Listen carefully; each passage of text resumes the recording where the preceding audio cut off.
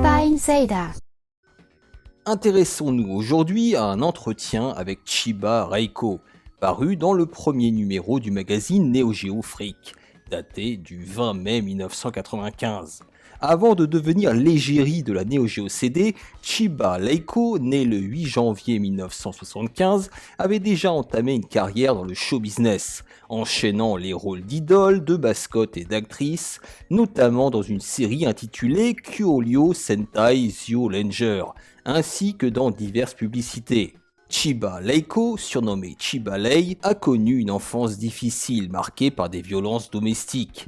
Elle chercha par tous les moyens à fuir son foyer et à s'engager dans une carrière médiatique. Son intérêt pour les jeux vidéo remonte à ses années de lycée où elle fréquentait les salles d'arcade et plus particulièrement Outrun, son jeu de cœur. Elle se fit ensuite connaître pour ses compétences en informatique au point d'être fréquemment mise en avant dans des magazines spécialisés, ce qui lui valut le surnom d'idole de l'informatique.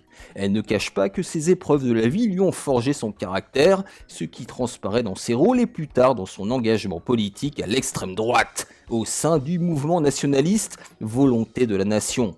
En 2017, elle écrivait un livre au titre explicite, se traduisant par « Adieu gauchiste, la réalité de la gauche vue par Chiba Lei ». Mais revenons à SNK.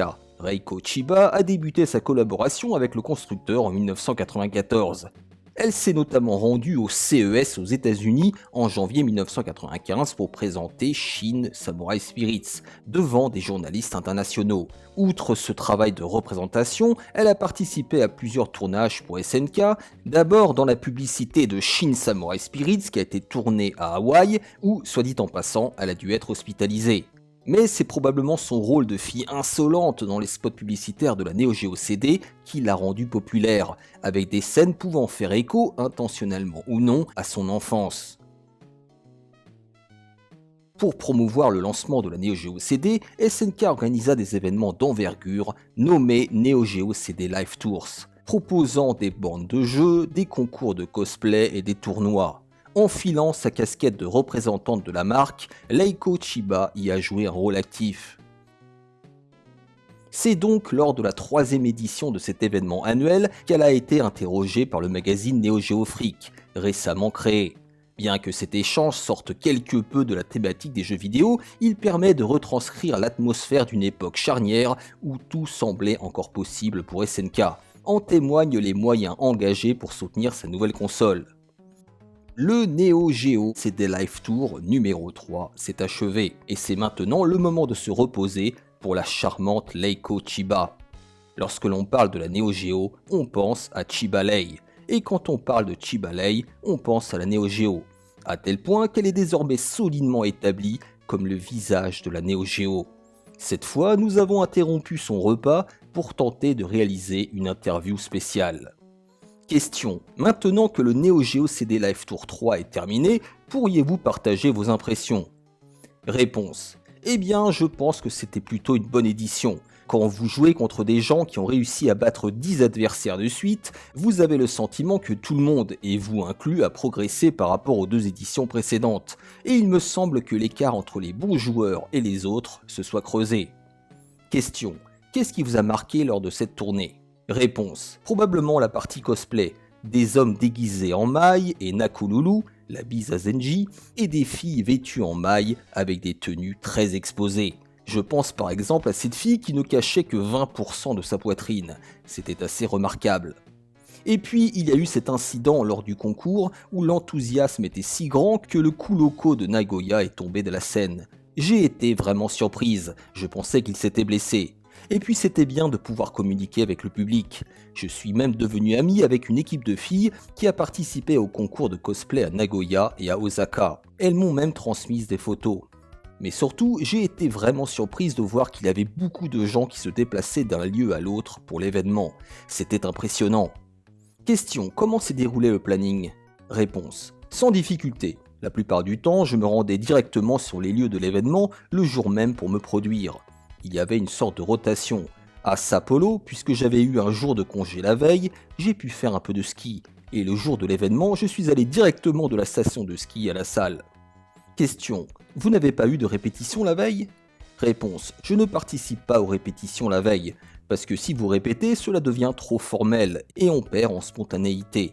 Je préfère de loin y aller sans répétition. C'est mieux, non? Ça ajoute une petite tension. Question. Lors du tournoi, vous avez joué contre des adversaires qui ont battu 10 personnes. Comment ça s'est passé? Réponse. À l'exception de Tokyo et Osaka, je n'ai combattu que des joueurs qui avaient choisi Mai en premier. Moi, j'ai choisi Andy pour les 4 combats. Et j'ai perdu les 4.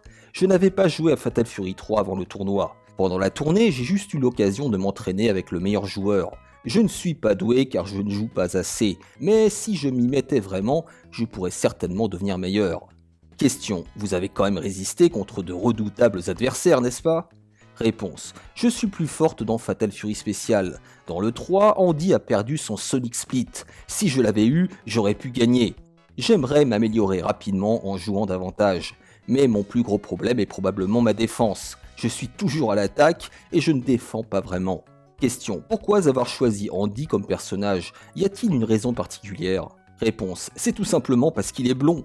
J'aime les blonds. De plus, près de chez moi à Tokyo, il y avait un employé sympa dans la salle d'arcade où j'allais souvent.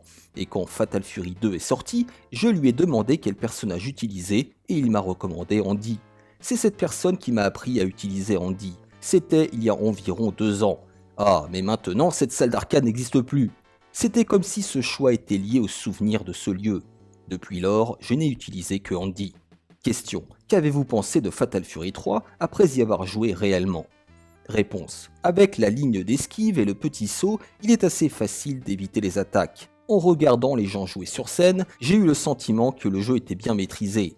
L'impression générale est que le jeu s'est complexifié et en même temps qu'il a gagné en profondeur. Question. Quel est votre jeu préféré? Est-ce la série Fatal Fury? Non, mon jeu préféré est Samurai Shodown. Pas le Shin, mais le tout premier. Le jeu lui-même est très simple et il m'a vraiment ému. En plus de cela, j'ai fait la voix de Nakululu dans l'anime, donc j'ai un attachement spécial avec ce jeu. D'ailleurs, il reste toujours aussi populaire dans les sondages de chaque événement. Question. Il y a déjà des demandes pour que vous réalisiez une chronique dans le magazine. Qu'en pensez-vous? Réponse. Je vais commencer une série dans le prochain numéro. Nous devons nous battre pour ne pas être moins bons que les autres magazines de jeux. Merci beaucoup.